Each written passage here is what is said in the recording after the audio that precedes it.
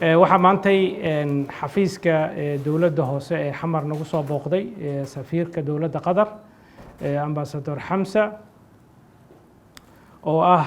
maaragtay saaxiib mar badanba xafiiska nagu soo booqday oo arrimo kala duwan u soo booqday muddana gobolka waxyaabo badan kala shaqaynayay haddii ay ahaa lahayd mashruucii maaragtay lagu dayactirayay xaruntan dowladda hoose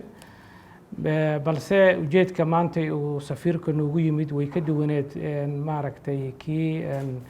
shaqooyinkii socday oo ama dayactirkii xarunta lagu sameynayay iyo wax la mida waxaa jirtay muddoba waxaa jirtay arrimo taagnaayo safaaradda in dhul hore loo siiyey dowladdii xasan sheekh in safaaradda qatar dhul la siiyey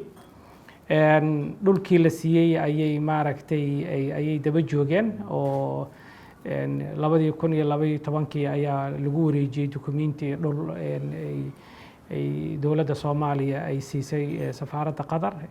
dhulkii safaaraddu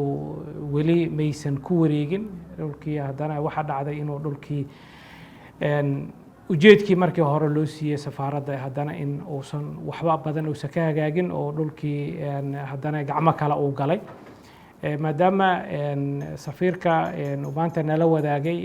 cilaaqaadka walaaltinimo ka sokow inuu jiray maaragtay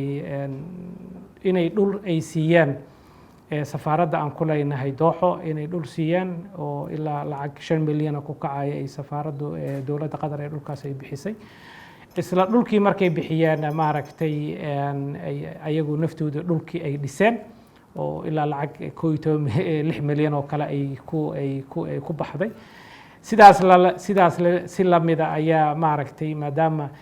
xagga ay dhul naga siiyeen oo maaragtay haddana ay noo dhiseen hadda ujeedkoodu wuxuu ahaa bal annagaa dhisanayne in dhulkii maaragtay dhul la siiyo dhulkii hore loogu cayimay oo wax ka taagan oo sidii uusan ahayn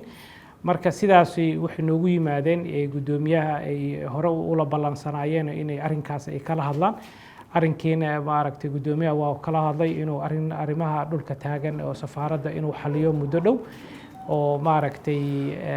aan tagno oo bal meelo kale meeshii hore loo siiyey